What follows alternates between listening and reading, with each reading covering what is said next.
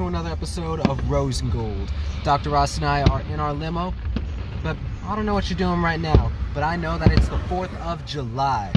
So if you haven't already, go spend some time with your family, enjoy a night out, and enjoy the fireworks.